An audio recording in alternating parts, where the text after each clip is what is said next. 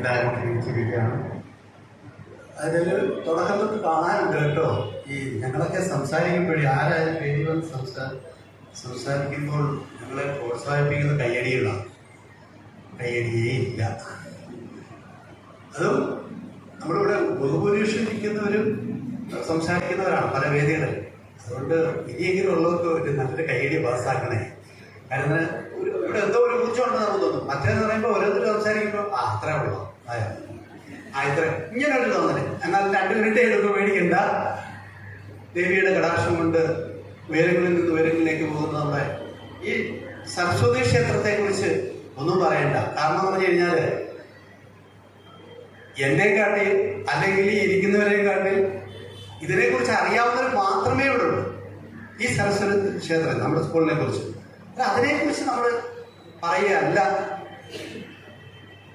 ഇവിടെ നമ്മുടെ എനിക്ക് മുൻപിൽ സംസാരിച്ചവരെല്ലാം ചില പോയിന്റുകൾ, നിങ്ങൾക്ക് അറിഞ്ഞുകൂടാത്ത ചില പോയിന്റുകൾ പറഞ്ഞു. അത് വലിയൊരു നേട്ടമാണ്. ഇതെന്ന് രൂപീകരിച്ചെന്നോ അല്ലെങ്കിൽ അതിനെക്കുറിച്ച് ഞാൻ കാണുന്നില്ല. അതുകൊണ്ട് വേദിക സദസ്സിലിരിക്കുന്ന പ്രഗത്ഭരായിട്ടുള്ള വ്യക്തിത്വങ്ങളെ എനിക്ക് പറയാനുള്ളത്, ഞാനിവിടെ പ്രസിഡന്റായിട്ട് നിൽക്കുമ്പോൾ സമയത്ത് എൻ്റെ അഭിപ്രായങ്ങൾ അന്നത്തെ ബുക്കിൽ നോക്കിയാൽ മതി. ഇതുമായിട്ട് എല്ലാ ദിവസവും ഞാനിവിടെ കമ്മിറ്റി കൊടുക്കുന്നത് സാറിനറിയാം. എല്ലാ ദിവസവും അതിനകത്ത് പറഞ്ഞ ചില പോയിന്റുകളുണ്ട്. അതൊന്ന് നടപ്പിലാക്കണം, ശ്രദ്ധിക്കണം. അത് നടക്കണം. ഒന്നെന്ന് പറഞ്ഞു കഴിഞ്ഞാൽ കയറി വരുന്ന ഒരു കവാടം, ഇവിടുന്ന് കയറി വരുന്ന ഒരു കവാടം. നമ്മൾ വലിയൊരു റോഡാണ്, ഉത്സവമായിട്ട് ബന്ധപ്പെട്ട് സാർ പറഞ്ഞത്. പക്ഷേ 2 സൈഡിലും പൊതുവെ പോകുന്ന ഒരു കവാടം പണിയാം. കയറി വരുന്ന ഒരു കവാടം പണിയും സാർ. കയറി വരുന്നൊരു അല്ലെങ്കിൽ അന്നേരം നീക്കി വെക്കുന്നൊരു കവാടം അല്ല. അതൊന്ന് അത് കാരണം ഞാൻ എന്താ പറഞ്ഞാലോ, നമ്മുടെ സ്കൂളിൽ ലോകം മൊത്തം അറിയണം. ഇവിടുത്തെ ഒരു ദിവസം 1000കണക്കിന് വണ്ടിയാണ് പോകുന്നത്. പിന്നെ ഇതിന്റെ ഫ്രണ്ടിൽ ഒരു കവാടം അതിനകത്തുണ്ട് സാർ. ഞാൻ എൻ്റെ ബുക്കിനകത്തുണ്ട് ഫ്രണ്ടിലൊരു കവാടം. ഈ കവാടത്തിന് പ്രത്യേകത എന്ന് പറഞ്ഞാൽ അതിനകത്തൊരു ലൈബ്രറി. ആ കവാടത്തിനകത്ത് പിന്നെ ഒരു കുട്ടികളെല്ലാം വെളിയിൽ പോയി സ്നാക്സ് ഒക്കെ കഴിക്കാതെ ഒരു ചെറിയ ഒരു സ്നാക്സ് ഒക്കെ കഴിക്കാൻ വേണ്ടി ഒരു കോഫി, ഇതൊക്കെ ഒരു നല്ലൊരു ഹൈടെക് ആയിട്ട് മാറും.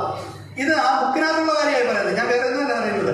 അത് കഴിഞ്ഞിട്ട് ഞാൻ പിന്നെ എപ്പോഴും ഇവിടെ പറഞ്ഞുകൊണ്ടിരുന്ന മാനേജറിന്റെ അന്നത്തെ മാനേജറിന്റെ എപ്പോഴും ഞാൻ പറഞ്ഞുകൊണ്ടിരുന്ന ഒരു കാര്യമുണ്ട്. നമ്മുടെ ഇപ്പൊ എത്രാമത്തെ നില സാറേ? ഇത് 4 നിലയോ? 4 നില.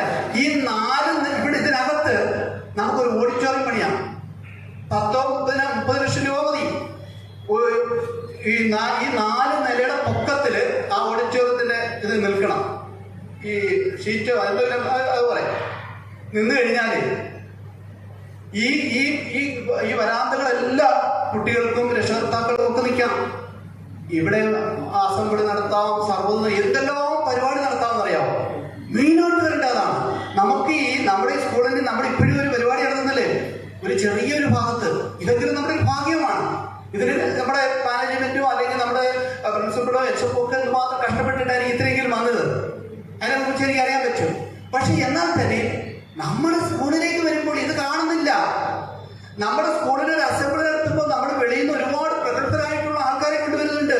അവർ വരുമ്പോൾ എന്തുവാ, വെയിലത്തും മഴയത്തും നിന്നാണ് ഈ അസംബ്ലിയും അല്ലെങ്കിൽ അവരുടെ ഒരു സംഭാഷണം നമ്മൾ കേൾക്കുന്നത്. ഈസി ആയിട്ട് പണിയാവുന്നവരാണ്. ഞാനത് പറയാൻ കാര്യം, ഞാൻ ശ്രീരാമകൃഷ്ണ പരമഹംസന്റെ പുറനാട്ടുകരയിൽ പോയപ്പോഴും അവിടെ 2 സൈഡിൽ എന്ന് പറഞ്ഞാൽ ഒരു 3000 പേര് ഇരിക്കാവുന്ന ഇതുപോലെ പൊക്കത്തിൽ പഠിച്ചു വെച്ചിരിക്കുന്നു. 3000. അത് കണ്ടുകൊണ്ടാണ് ഞാൻ അതിവിടെ വന്ന് പറഞ്ഞത്. പ്രത്യക്ഷത്തിൽ കണ്ടുകൊണ്ടാണ്. ഈസി ആയിട്ട് പണിയാം, വലിയ ചെലവില്ല. കാരണം നമുക്ക് തറയിടണ്ട, ആ കമ്പ്യൂട്ടർ വീട് വരെ വന്നാൽ മതി. അതിന് ഒന്ന് പ്രാധാന്യം കൊടുക്കണം. അത് തന്നെ നമ്മുടെ ഉയർച്ചയാവും, ഭയങ്കര ഉയർച്ചയാവും. പിന്നെ അമ്പലമായിട്ട് ബന്ധപ്പെട്ട് എന്തെങ്കിലും പരിപാടിയൊക്കെ ഇവിടെ നടത്താൻ പറ്റും. ഇത് പിന്നെ നമുക്കുള്ള ഗ്രൗണ്ട് നമുക്കിതേ ഉള്ളു. പക്ഷെ അതൊരു എക്സിക്യൂട്ടീവ് ഗ്രൗണ്ടാക്കി മാറണം. ഞാനും ഈ ഗ്രൗണ്ട് ഈ അടുത്ത കാലത്ത് ഓടി എനിക്കൊരു 3rd പ്രൈസ് കിട്ടിയായിരുന്നു കേട്ടോ. ദേവിയുടെ അനുഗ്രഹം കൊണ്ട് പിന്നെ ഞാനൊരു കോഴ്സിന് പോയി. പിന്നെ ഒരു സ്റ്റേറ്റ് പരിപാടിക്ക് പോയാൽ അതാണ് ഈ ഗ്രൗണ്ട്.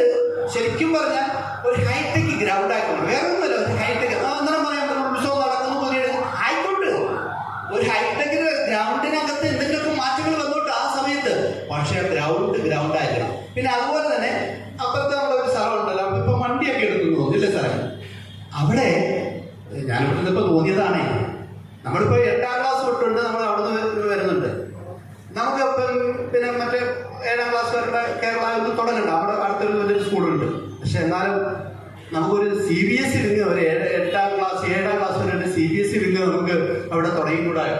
അതിനെക്കുറിച്ചൊന്ന് ആലോചിക്കണം. ഭാവി കാലത്ത് നമ്മൾ വേറെ ലെവലിലേക്ക് പോവുകയാണ്, അല്ലെങ്കിൽ വേറെ എന്തെങ്കിലും ഒരു വിങ് അതിന്റെ അടിയിൽ പിന്നെ കാർ പാർക്കിങ്ങും അല്ലെങ്കിൽ വീട് കഴിഞ്ഞിട്ട് 2-3 നിലയടിച്ച് ഇതൊക്കെ പറയുമ്പോൾ പെട്ടെന്ന് തീരുമെന്ന് എനിക്കറിയാം.